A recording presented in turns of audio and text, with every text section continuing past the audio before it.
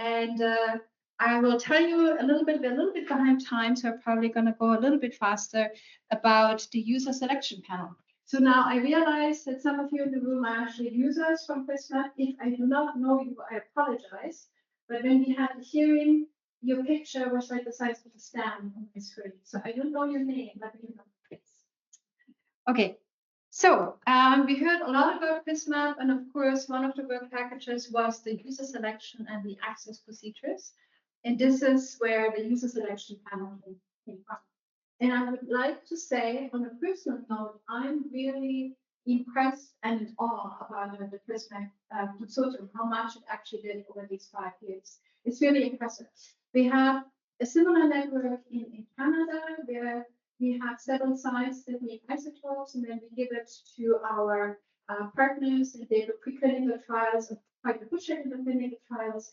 And our project is 6 years, and it's 4 times the budget. 4 times the budget, and I did do the conversion. So this is impressive what PRISMAP could do. All right, so selecting the projects that would get the isotopes, there was the user selection panel. And I remember that, I believe it was Thierry who approached me at the beginning and was kind of asking me if I would be happy to be the chair of the user selection panel, maybe for a year, maybe for 2. That's how it started. And so I thought, yeah, that's interesting. His argument was very good, because the user selection panel is supposed to be a peer review of the projects, and it should be independent, but it also has to have a lot of knowledge.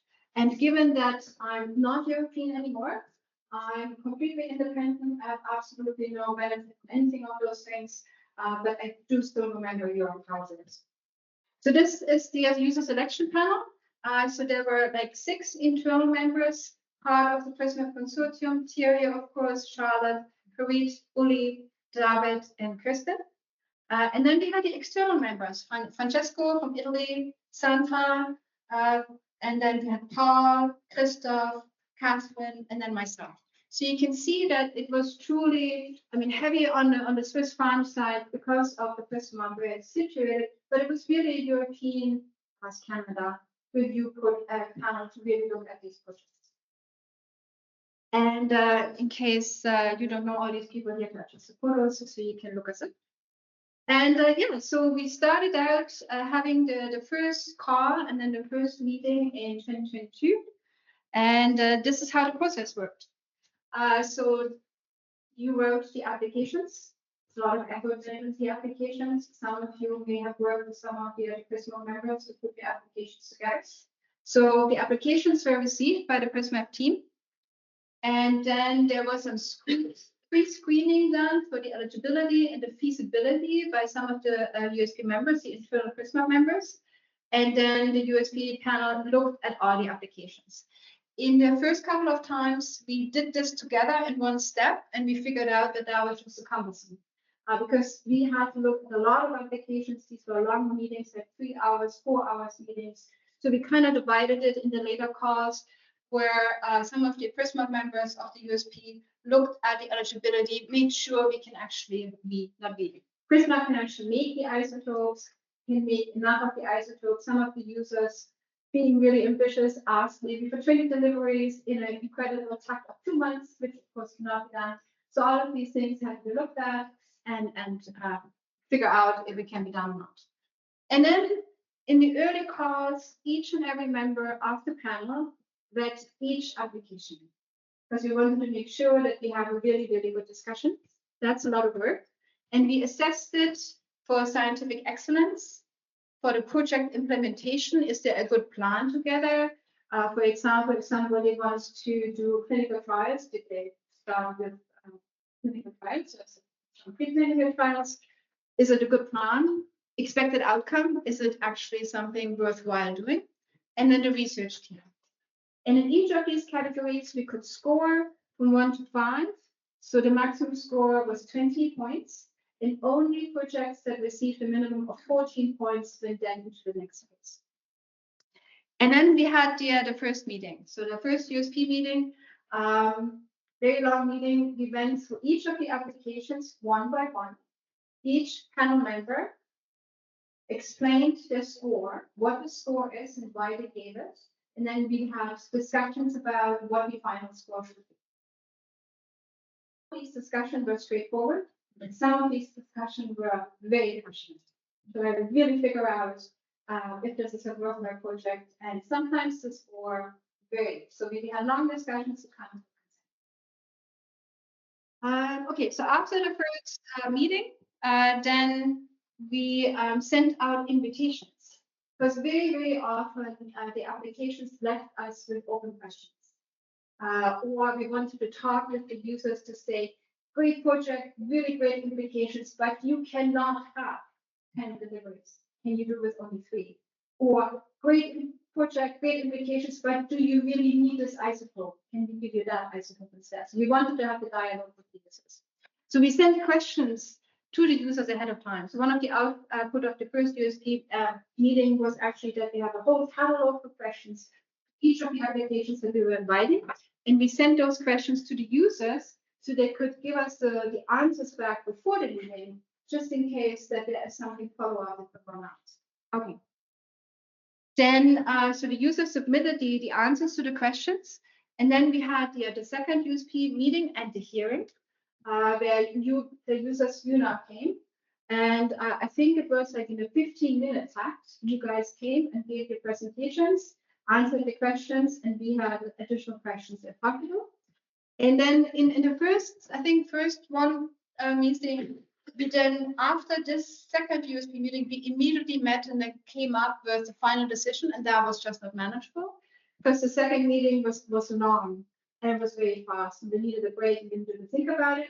So in later calls, we then did a third meeting where we then summarized everything that we learned and we came with a final decision, who should get supported by PRISMAP, and then the decision was sent out to these. So if you ever wondered how one of these selection panels works, it's a lot of work. It's a lot of fun. You learn a lot. You kind of see a lot of applications, many well written. Some probably would have benefited to contact somebody from PRISMAP early on, but that went better as the whole project went along. And as Uli already said in his previous talk, on Thierry as well, this is the number of applications that were received. So the first call, the second call with kind of similar numbers. The third call was really low, and then it shot up, probably because you guys did such a good job of conferences. We really talked about it, word of mouth, and really pushed it. So that was great. That was great. It was also a lot of work. So at that point, call 4 or 5, we gave up that every panel member read each and every of the applications. So we divided it up by the expertise. Who is going to read which application? Some of us still read all of the applications. I didn't read all of them, but some of you also read all of them just to make sure that it's nice and normalized, because it was just not manageable anymore to read these all. All right, and then also, as Uli said, this came to me personally a little bit of a surprise. I thought early on actinium is going to be the most common isotope in the beginning of us, but the absolute winner is terbium-161, followed by actinium-225, and then the third place goes to copper-67, and then astatine is pretty high as well, and terbium-155. So yeah, so if you ever, so this is not the projects that were funded, by the way. Those are the projects that were received. So that I found interesting.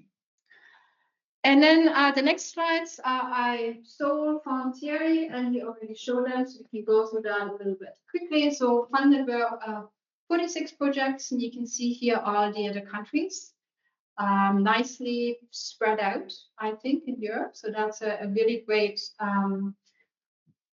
point that PRISMAP is really doing the supply in the European landscape. So that is one really good. And here you have the breakup that Thierry already showed as well. All right. If you allow me, I would like to close with some very personal thoughts. So these are my own thoughts, not from the panel, my own thoughts. I think PRISMAP, the cause, were greatly successful, and moving forward, you either have to make sure from the beginning that not every panel member is reading all of these, or you have to have more panel members, which makes scheduling these meetings probably impossible.